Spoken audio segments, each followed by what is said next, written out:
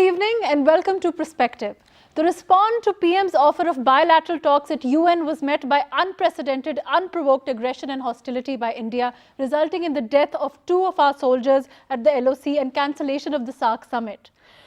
In such a climate of war hysteria that is being propagated and created by India, how far will India go to further its propaganda? What are the implications of this hostile climate for our region, for Pakistan and India, the future of Pak-India relations, and particularly the solution to Kashmir? That's what we will be talking about today.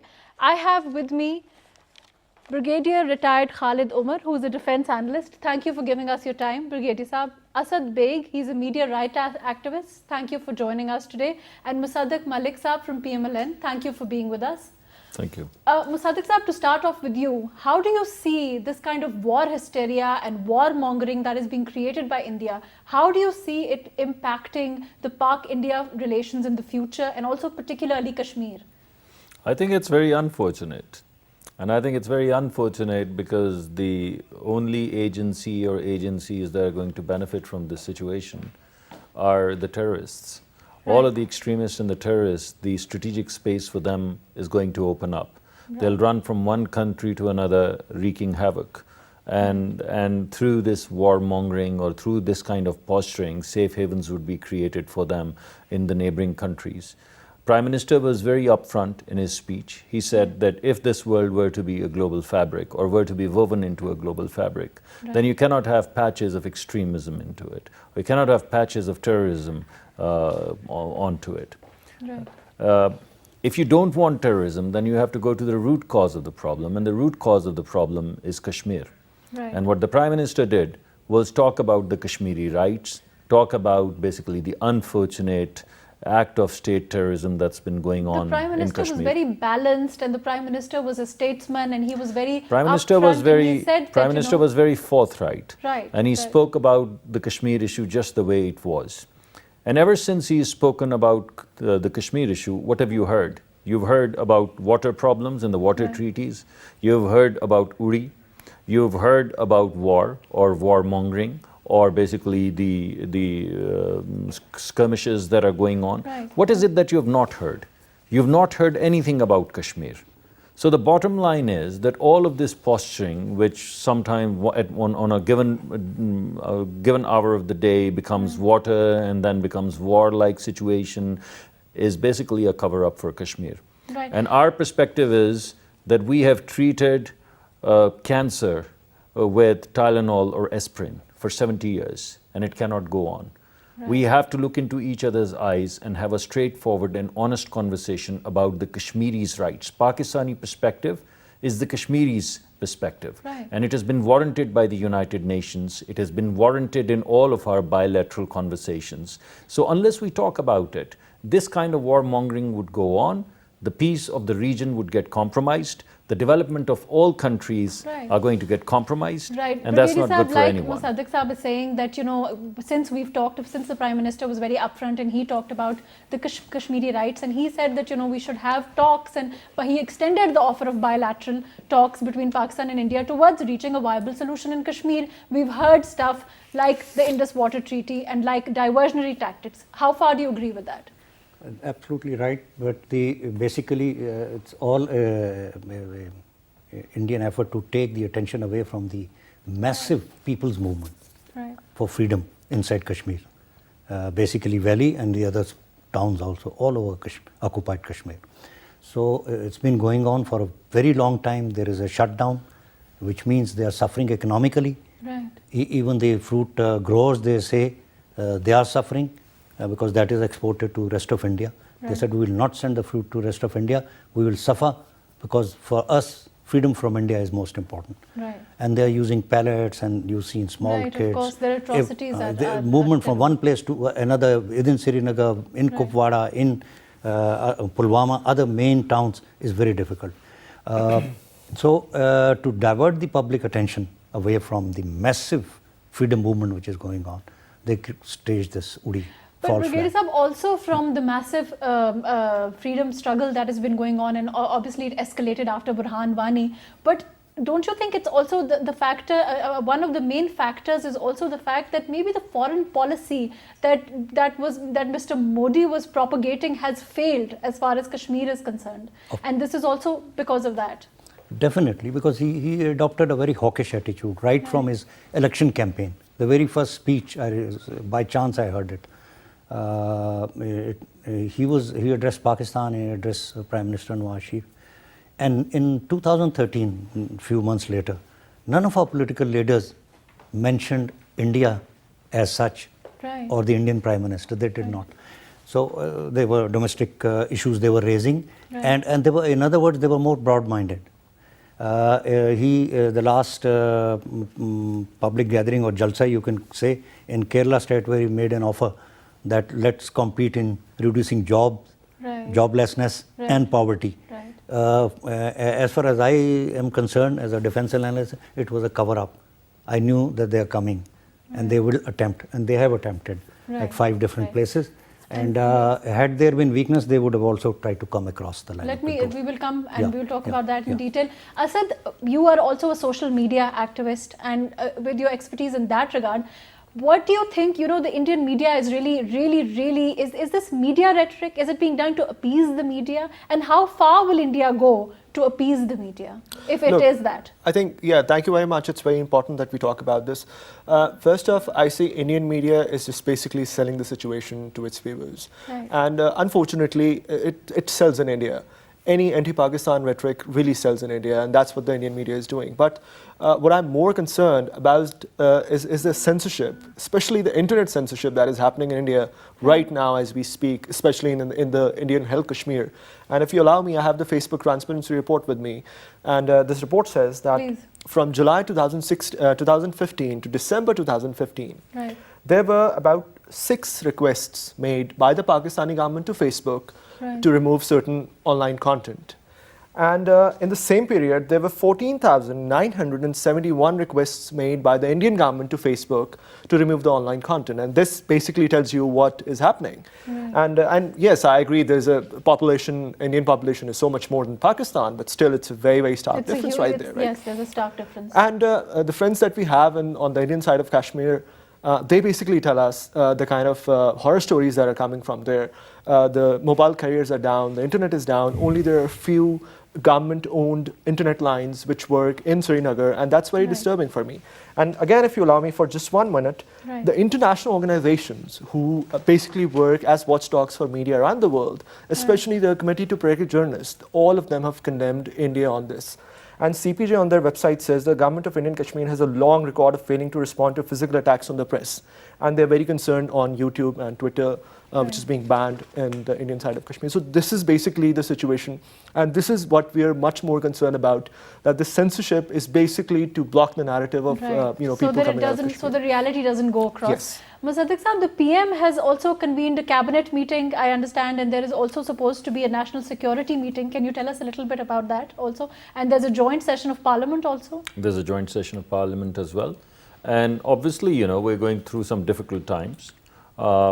This basically is right in the face of our foreign policy to have peace all around us and peace within Pakistan, and focus all of our energies on prosperity and development and growth and eradication of poverty. So we're very deeply concerned. But I think our desire for peace has been confused with weakness. And I think that we have to show a single face and a political face and a joint political face, which very clearly articulates our capabilities as well as our resolve to defend our country. So the Prime Minister has been taking stock of this emerging situation nearly every half an hour. And he's very confident and very comfortable with our military leadership and the level of preparedness of our military. Whether it's hot pursuit or it's cold start, we are completely capable of taking care of our country and of our boundaries. So have no illusion. However, we would like to sit and we would like to talk and we would like to promote peace, but we would not like to promote peace without discussing the issue that is stabbing us in the heart, or stabbing this region in the heart. And that issue is the right of the Kashmiris, and those rights will have to be negotiated and discussed with transparency. Right. Brigadier Sahab, like Musadik Sahab is saying, the government is prepared to defend the right of Kashmiris left, right and centre and to go to every level to do so. And yet we also realize our own capability and that we are in our best optimum capacity to respond to any sort of aggression, any sort of hostility that India throws at us. But even so, in this kind of climate, what kind of sanity should prevail in the region? And I don't just mean Pakistan. Within region, the bigger country, the larger country, and that's the one which is acting very hawkish, in a hawkish manner, very aggressively. Right. And the moment this Uri happened, right. Incident took place, they got together. Rajnath Singh, who's the Interior Minister, Home Minister, he had cancelled his visit to Russia a day earlier. Right. He was to leave on 18th. And why did he cancel his visit on 17th? That's very meaningful. Plus Manohar Parrikar, the Foreign Minister, and Mr. Doval, the National Security Advisor, and a hawk amongst hawks, you can say. They were getting together. They got together, in fact, immediately after the Uri incident. And the DGMO of Indian Army announced that India reserves the right to exercise its option, and we will respond at the place and time of our own choosing. This came on 18th, the day of the incident. Right. And they have done it now after 11 days. In between, they wriggled out of, I would say, wriggled out of SARC but meeting. What have they responded to? Yeah, well, it's all baseless assertions by them. Because when I hear, as a professional, when I hear the term surgical strike, that means air strikes, commando raids inside the other side's territory. Right. None of it took place. Right. And if at all, they must be attempting to cross on the ground, which I think at places they did, and they suffered tremendous amount of casualties. As far as we are concerned, but our army has of course responded and responded in an very exemplary well, manner. very well, mashallah. I as an ex-soldier, as an old soldier, I feel very proud, because to be ready at all times is very difficult. Right. So this two of Shaheed, one belongs to Gilgit, and the other boy is from Naik from Faisalabad. His body is already reached. The one from Gilgit was in Tatapani area. He discovered the enemy movement first, and he opened fire. So they had done their homework well. So they fired rockets at his position. So he died. There were about 5 boys who beat back a much larger effort by the Indians to come close and then engage. We have a tremendous weakness along the line of control, because our civil population lives right up to the line of control. Not so on the Indian side. They barbed wire. They had moved villages after 1965 war to some distance away. We never open up on their civilians because they are fellow Kashmiris, fellow Muslims. Right, and it hurts. Even so, we did respond to them in an exemplary manner. Our army had responded. Yeah, responded militarily. Exactly. They fired on our civilians too. Some houses are being shown in different areas where they opened up. Every time this is what they do. The civilians are not armed. Innocent, unarmed people, they go about their work. Daytime, night if they're there, then they're caught by surprise. It happened at night, 2:30, and it finished by about 8 in the morning. Right. So I'll just come back and come back to you on that. Musadik Sahab, India has said that Pakistan will get isolated within the world if it continues its stance on Kashmir, essentially. But actually, Pakistan has gotten anything but isolated. We have Turkey supporting us, we have the OIC, we have China supporting us, we have Russian military coming in for exercise. How do you think this will pan out for India as compared to Pakistan? Of course, we're doing all right, I think. Well, I think you've nailed it on exactly where it belongs. How would we get isolated? We are putting together an economic corridor. We are putting together a framework in which every neighboring country is a stakeholder. And if India were wise enough, it would understand that it can also be a stakeholder in that. So if you look at it, we have TAPI, which basically comes through Central Asia. So Central Asian, this is the gas pipeline project. So Central Asia has its stakes in Pakistan. We have CASA 1000, which comes from Central Asia all the way to Pakistan. This is basically the electricity project. So Central Asia is again a stakeholder, and Afghanistan is a stakeholder. We basically have the Russians would have access all the way to the warm waters for trade and so on and so forth, if we think about the SEPT project broadly. Afghanistan has a stake in that. Iran has a stake in that. We can potentially basically create a cluster of ports through Chabahar and Gwadar and Karachi if we think in a holistic manner, and we are thinking in a holistic manner. So all of our neighboring countries are stakeholders in the economic turnaround that we're trying to make. So how are we getting isolated? India also is getting investments from these countries, and we have no issues with that. We have no difficulty or concerns about India developing. But India specifically with regard to Kashmir also, we have had support. I mean, US has just said that, you know, it would encourage both India and Pakistan to take part in talks. It's not just the United States. Right, I mean, the human rights organizations are willing to send the neutral kind of groups to see if there are any violations. The United Nations is willing of course, has said also to send that he the troops. is willing to extend any help. I mean, all of a sudden, India will have to face this reality, and multinational corporations, which are very strict regulatory and human rights violation frameworks, they would find it enormously difficult over a period of time if India does not back off from this brutality and state-sponsored terrorism. So all of this shiny India or shining India, whatever that framework is, once the world begins to see the darker side of India, it would become difficult, it would be hurtful for them.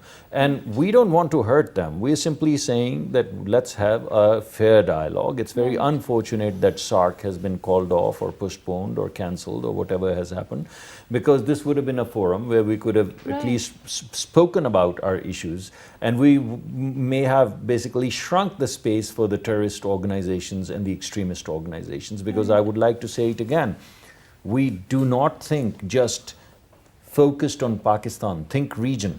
Right. The proliferation of these extremist groups is going to hurt us. We have been hurting, and we've taken them on. Look at what we've done in North Waziristan. Look at what we did in Swat. Look at what we're doing in Karachi. We've been bleeding, and we've been fighting, and we've given an enormous sacrifice to isolate these groups and root them out. Now, to create a whole new space for these actors would be very unfortunate, and it's not going to affect us. It's going to affect the entire region, all of the neighboring countries. So I would say, watch out, de-escalate, begin to talk rationally, and talk about Kashmir as the starting point. This is the only pathway forward, and may the sane minds prevail. Right. Asad, with regard to social media in particular, the kind of reaction, how will this narrative go forth? What kind of censorship have you, as a social media activist, seen, particularly with regard to Kashmir over time? Look, internet is a global medium. Right. And while private Indian media might be going with the Pakistani, anti-Pakistani rhetoric, internet could actually be used as a medium for the real narratives to come out. And platforms like Facebook, for instance, can play a very, very important role. Unfortunately, the role of Facebook particularly that we've seen in the past and now as well has been nothing but discouraging, especially for the Kashmiris. Now, but why is that? That's a very long debate. Some of the reasons is that Facebook primarily is registered in India as Facebook India Online, and they might be under the corporate criminal liability within India. And so basically they are liable to take any content off, on the instructions of the Indian government. That might be, it as well. Also, India is a huge market. Just in India, there are about 109 million Facebook users. And in Pakistan, we have about 25 million internet users. But isn't it also true that the movement in Kashmir was recently fueled by Burhan Wani over social media? So yes, it was. So that also is a fact, whereas, like you're saying, there is censorship. But on the other hand, unfortunately, that in itself has increased the censorship. So essentially, if you are a user, an internet user, if you put up the picture of Burhan Wani on Facebook, there are high chances that your account will be blocked or that particular post will be taken off. We've seen recently in Pakistan, the Facebook page of Jamaat-e-Islami, for instance, was taken off. And Jamaat-e-Islami happens to be, a huge political party in Pakistan. So essentially, if you see it properly, what essentially Facebook is doing is curbing valid lawful political expression in Pakistan. And that's nowhere legal, even under the US Bill of Rights, I'm sorry. So the role of Facebook, the role of internet is an extremely important thing, but unfortunately platforms like Facebook could like really, you know, play a positive role, but they're not doing it, unfortunately. Brigadier Saab, John Kerry recently spoke to Sushma Swaraj also and said that, you know, an urge to de-escalate the situation. And also they have said that, you know, maybe India is not getting what they expected. Isn't that one perspective? Out of all the warmongering and war hysteria they have created, in effect, are they really, I don't think they're getting what they wanted out of all of this. And not at all. Not at all. Though I was very surprised, because I didn't expect a professional like the Indian DGMO to tell lies. I didn't expect. And he's lied that we have carried out surgical strikes. So I read a lot, I do a lot of research. Certainly I saw I checked on social media. They're talking about, then I put on my television and he was there. And he was speaking along with another gentleman, I think must be Foreign Office, Indian Foreign Office. The two were sitting. He was speaking, and he also spoke in Urdu, Indian DGMO. So I was surprised, why is a professional like him grossly, I mean, inaccurate statements he's giving. This sort of a thing means they're not concerned with their failure, which has occurred actually last night. And professionally, I say, we should be on our guard militarily. They don't do it. Things get de-escalated, which makes us as Pakistanis very happy. We want peace, we want progress, we do not want tension. And talking about terrorism, twice this point was mentioned by Mr. Musadik. The TTP, Tehreek-e-Taliban Pakistan, was being sponsored by the Indian presence in Afghanistan. Let me make it very clearly that it was Pakistan which was on the receiving end, and about 66,000 deaths. And injured, nobody has calculated. Normally they have 3 times. And the people injured for life, losing limbs, etc., is a huge number. And the nation has shown its tremendous resilience. And even this, at this time, it's something very good is taking place, that the political parties have got to come together as one. And the government and the army or the armed forces and the common people. You heard interview. The nation is one, and formally by going for a joint session of the parliament and visible statements from all political leaders, forgetting about their internal differences and what was happening each day, even now, or may have happened tomorrow. They have spoken out. Mr. Shah Mahmood Qureshi went to Wagah border today, and the Indian side was all empty chairs, which was surprising. On the Pakistani side, it was a normal gathering, as it happens every day. So the war is never the answer. You know, as a soldier, I used to go to my post in the northern areas in the Baltoro Glacier and other. When I used to go and ask the Subedars, etc., what is the situation, and they would use this term, "Sir, aman hai." That means peace hai. Even a soldier desires peace. He understands what war is, what a bad thing it is. So for us, it is to de-escalate, tell the India to think twice again before venturing, and it is better to come for talks. They have actually missed a great opportunity by coming for SAARC. Musadik Saab, like Brigadier Saab is saying, of course, India has missed a huge opportunity, and you were earlier saying how SAARC would have been a very good forum for us to actually debate on Kashmir and come to a viable solution. But the news has just come in that Indian High Commissioner was summoned in the Pakistan Foreign Office, and the killings of our 2 soldiers were condemned, and also it was said to him that India is actually a perpetrator of terrorism because Yadev was earlier caught by Pakistan and Pakistan authorities, and therefore, like you were saying, terrorism is a very relevant factor within the region, and it's likely to escalate. In such a scenario, are all our political parties, are we all standing on one footing with regard to retaliation and with regard to sanity in this kind of climate? I think so. I mean, 100%. I think every voice that I've heard today has been basically promising the integrity of Pakistan and the integrity of our boundaries and so on and so forth. So I don't see any problems there. Right. We may have political differences. We are a democracy and we have many political differences within democracy. But if our kids' lives, our children's life, if the integrity of our country, if there's even a remote threat of it getting compromised, we all come together, and we have come together. Right. Of course. And this is an important message. You know, what is 2 soldiers dying yesterday is 2 people having shahadat for us. They were martyrs, and we are now 2 people short of 200 million people who are willing to do so. So it is going to be a very uphill task, a very difficult battle to fight. So my suggestion is, do not underestimate us. We are fully prepared, but we would like to have peace in the region. Let's try to de-escalate it. Let's try to have an open and a fair conversation which gets to the heart of the problem and resolves it for times to come, so that the entire region can move forward. But in a situation like this, where when we talk about terrorism and they are perpetrating it, we have caught people who are perpetrating, Indians who are perpetrating terrorism, non-state and state actors even, but when we mention terrorism, they mention Balochistan. When we mention Kashmir, they mention in the Indus Water Treaty, and they want to unilaterally look at it again. How is that even possible? You see, you have to understand that, you know, it is in their interest to create a comparison between Kashmir and Balochistan when actually there is none.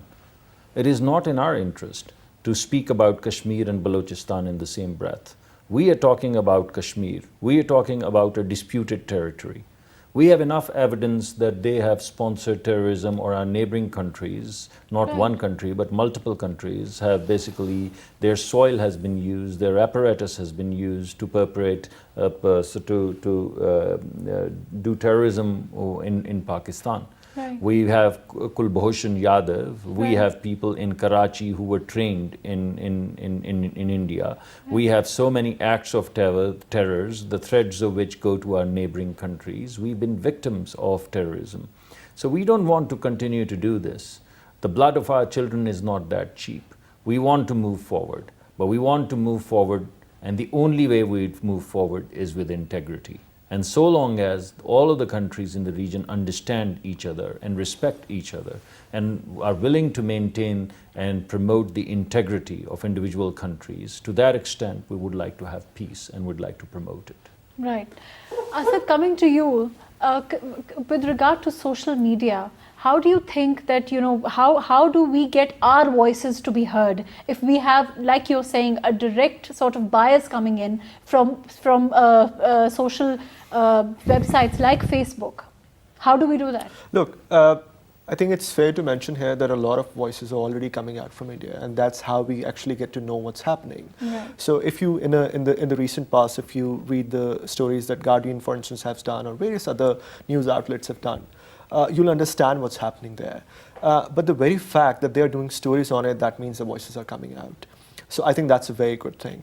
But other than that, I think we really need to understand that the internet censorship is actually hurting the human rights cause in India. Not only the Kashmir cause, not about the victims in the Indian-held Kashmir, but actually the human rights cause. And I think international organizations can play a very important role here, and they have been doing so in the past.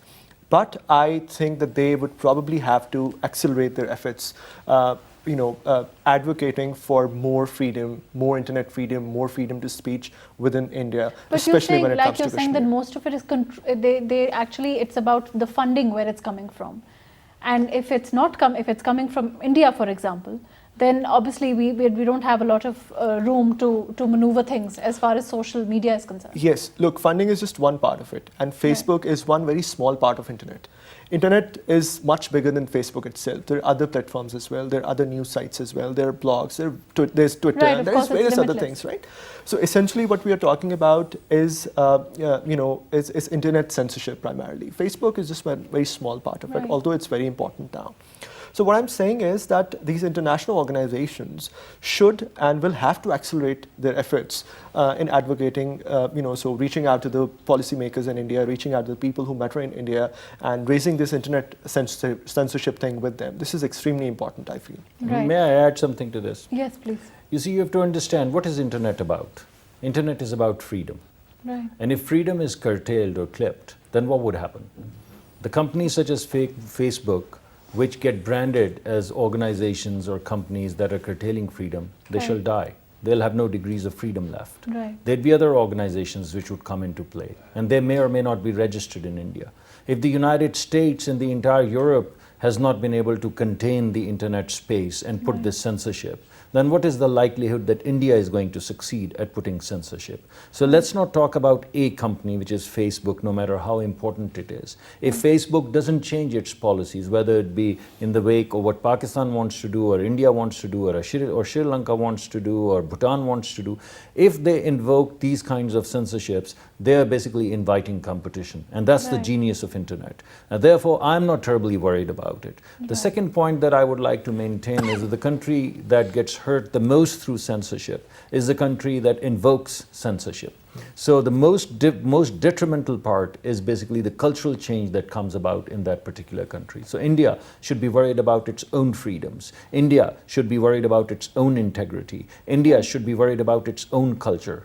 So therefore, I'm not terribly worried about Facebook as one company being contained or not contained in the internet space. The entire machinery of the United States has not been able to contain the websites of all of these splinter organizations or radical organizations and so on and so forth. So what is the likelihood that India or any other country can do it? Zero likelihood. I'm not worried about it at all.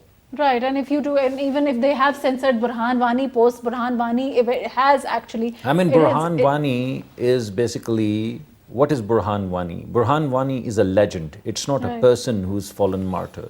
Burhan Wani stands for Kashmiri rights, Kashmiri aspirations, and Kashmiri current situation. And no amount of force they delete can change that. Alone. They can ban the word Burhan and Wani. What are they going to do about all of the other violations of human rights? What are they going to do about tens of thousands of people who've lost their sight and are blind now? What are they going to do about over 100,000 people who are lying in the hospitals, trying to struggle to just stay alive? What are they going to do about all of those hundreds of people, or 117, 20, however many people who've fallen martyr to this? So they can take off Burhan Wani, but can they take off all the brutality from the internet? Can they take off all the oppression from the internet? The answer is enormously, enormously unlikely. So unless the only way out is to create the space for freedoms, to create the space for rights, and let the Kashmiris have what is their fair and guaranteed right.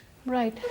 Brigadier Sahab, I agree with Musadik Sahab when he says that you can censor the name Burhan Wani, but you can't censor the movement and the fact that the reality of Kashmiris and their plight will go through. But at the same time, don't you feel that the narrative of the Kashmiris has maybe not reached as much height as it perhaps should have? Recently, it's being noticed. Because everyone, all of us used to talk that compared to Palestine, which was the in thing, everybody talked about it, the Western people. Kashmir was in the background, at a back burner. Again, I would say social media has played a tremendous part in this. Just before I came, I just watching our TV, and Mr. Mujibur Rahman Shami, he said he talked to somebody on social media in Srinagar, and he said a few minutes back we have just attended the Ghaibana Namaz-e-Janaza of the 2 Pakistani soldiers who became shaheed, who martyred. So the linkage between the Kashmiri people and Pakistan is becoming stronger by the day, and whatever is happening is reaching there, and whatever is happening inside valley or Kashmir, occupied Kashmir, is being known to the Pakistanis. And increasing number of people, if you notice, if you go to Twitter, where immediately after a post is posted, a tweet is posted, everybody gets to know it, depending on what you want to watch. So increasing number of people in which I have noticed British analysts, Americans, even from countries which never spoke for Pakistan, they're talking about what has happened to India. He said reduction of the isolation of Pakistan. On 8th day, for the first time since Pakistan came into being, Russian army contingent came here for training. The Indians had raised an objection, to which the Russians ignored. And it was a big step for us. And I remarked, I typed, I said, Pakistan, instead of being isolated, has gained space. Turkey offered the Prime Minister, Mr. Erdogan met the Prime Minister in New York. And he said, we can send an observer delegation composed of Muslim countries to Kashmir to report on what is happening there, to which I am sure India will never agree. But these are the pressures being brought on them. Now the Western world is getting to know that Kashmir is a problem. Palestine and other places are also important, but Kashmir is people are getting to know what is happening, the Indian atrocities in the Indian occupied Kashmir. As the days pass, it is to Pakistan's advantage and to Indian disadvantage.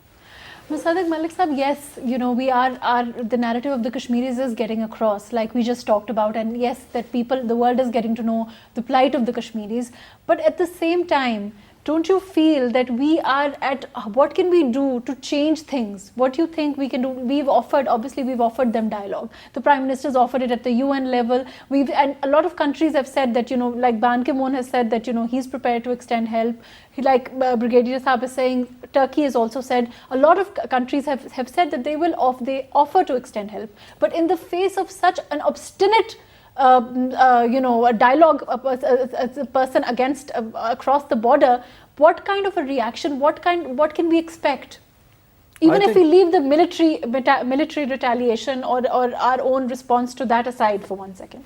I think you'll have to understand that if we believe that we went to the United Nations and raised this issue, and therefore in about 2 months period of time, there's going to be an independent mission which is going to look into it, and then within 7 months the Kashmiri problem would come to a resolution, then we are raising the expectations of the Kashmiris and will break their heart. I don't think we should do that. I think we need to be realistic about it, that it would take a persistent regime of communications over a period of time and all sorts of diplomatic and moral pressures to come to the table to begin the conversation about Kashmir. We've had a few opportunities which weren't framed well, but nevertheless we had a few opportunities where this issue could have at least seriously been, you know, considered for a resolution. And they have missed on those opportunities, whether they were obstinate or not, but it's hurt the entire region. And we'd like to frame and create opportunities for a fair discussion and for a fair resolution. But it's not going to come through this kind of narrative or rhetoric where we say, well, what can we do? Well, what is it that we are doing? We have called the ambassadors of the OIC Kashmir group countries, and we have given them our representation and the dossier. We have basically gone to the Secretary General of the United Nations and we have given him the dossier. We have gone to the Security Council, all of the countries in Security Council called their ambassadors and given them the Kashmir dossier. We basically sent the dossier to every single country where we have our embassies and ambassadors, and given them not only the information about Kashmir now, but also about the Indian aggression. And we're requiring them or asking them to go and lobby for the Kashmiri cause in every single country where we have the embassies. We've put together these contingents of politicians, bipartisan groups from various political parties, and they're getting informed and they're going to various countries and they will be talking about not only the Kashmiri issue, but also the issue of infiltration and so on and so forth. So what we're trying to do is build a regime of communication, not a piece of communication or not a piece of information. And over a period of time, if we continue to do this, we're very hopeful that Indians would begin to see the merit in having a fair conversation. The conversation is not going to be devoid of Kashmir, and the conversation is not going to be hegemonic or dominated by one party or the other. And the conversation is neither about India or about Pakistan. The conversation is about the Kashmiris and the Kashmiri rights, and that's exactly what Pakistan stands for and Pakistan is promoting. So it's basically a marathon. let's not basically begin to define it as a 100-meter or 400-meter race, because that it is not. Right. Asad, I think Musadik Sahab has summed it up very well. The kind of efforts that the government is making, I think, are unprecedented as far as Kashmir goes. But what I want to ask you is this, that, you know, there is a lot of rhetoric that we are seeing, a lot of warmongering that is coming across from that side of the border. Like I said earlier, is to appease their media, or it seems to be. So how far do you think the India will go to appease their media, or to perpetuate this sort of historic hostile environment that is coming up? Look, frankly speaking, I see it a little differently, because I don't think the Indian government is trying to appease the media. It's the Indian media trying to appease the Indian public. Right. Okay. And like I said, and I've said it before as well, at the risk of repeating myself, that the anti-Pakistan rhetoric really seems to sell in India. And that's exactly what the Indian media is doing. Look, Indian private media is nothing about, it's just about profit making, like any other private media, even the Pakistani private media, right? So the only thing at this point that they care about is to milk the situation the most, as much as they can, and just earn profits out of it. But on the downside of it, the kind of narratives that they're creating are really, really hurtful, not just to Pakistan, but more so to India. Right. And that they need to understand. And it's just a matter of time that they understand it, because if they continue to do it, it'll essentially be building more pressure from the Indian public on the Indian government to resort to hostile acts like they've recently done, for instance. Right. And it's only going to hurt India more. So I think this is something that the Indian media needs to understand very quickly now. Right, Brigadier Sahab, why this desperation to escalate things as far as India is concerned? Basically, to take the attention away from what is happening inside Kashmir. That's a starting point for them. Diversion. And they've got other internal problems, a lot of problems. There are freedom movements going on, subdued, then again becoming active in Nagaland for last about 50 years plus, Nagaland. Right. Then Mizoram, low key insurgency. Then Assam, in Assam, the Assam movement, they are there. Then in Telangana there is a movement. Sikkim was taken by force by India. Sikkim, Bhutan, two similar countries, right. And they overran it. Just like Junagadh and Hyderabad was April 1948. So, and Bangladesh, East Pakistan was invaded and created by a military invasion of India. So they are used to it. They are a big country and they get away with it. Nepal, they blockaded last year, and they were desperate because many supplies, medicines used to go from the land. It is a landlocked country. Right. The Nepalis were very vocal on social media against India. And so the hegemonic, what was brought out by Mr. Musadik Malik, they have a hegemonic inbuilt attitude. When they talk to you, they talk in a position of superiority, so-called superiority. Right. This they have got to overcome, because Pakistanis feel that they are a very important country, and which we are, because of our strategic location. Yes, our strategic importance. And initially we were the largest Islamic countries, then we cut into two. But even now we are a very large country, very strong country. It is the only nuclear-powered Muslim country. And I would say we are the brains of the Islamic world. Right. We are the brains and the military power of the Islamic world. Right. A rare combination nobody has. We have the ability to excel in any known profession of the world. Right. So we want to be friendly. On social media, you can see they come to abuses, using particularly against our girls, which is I saw on Twitter. Whether it's on social media or otherwise. They said it has happened to you, and he was abusing our girl, and she said, "Why can't you talk in a normal manner?" Right. Yeah. So if somebody abuses, somebody raises his pitch, that means I was talking to him just before we walked in. He or she has lost a logical argument, and this they do, which is one-sided. I have never seen a Pakistani open up an argument with an Indian with abusing or using vulgar language. That's the difference between our nation and Indians. So that psychology. Unfortunately, that's all the time that we have today. Yes, India remains hostile. Yes, India remains desperately so. And yes, India is refusing to look at the reality that Kashmir is a disputed fact between Pakistan and India. And yes, Pakistan is not willing to let this go. We want to sit down, we want to talk. And yes, we are a balanced nation. Our PM made a balanced offer. and a he exhibited his statesmanship by saying that the two nations should sit together towards a resolution, a peaceful resolution of Kashmir. But at the same time, we know how to retaliate, and we know how to fight, and we know how to defend our own country. We know how to defend our territorial integrity. Therefore, but at the same time, we remain committed towards a viable, peaceful solution to Kashmir. Thank you so much for joining me today on Perspective.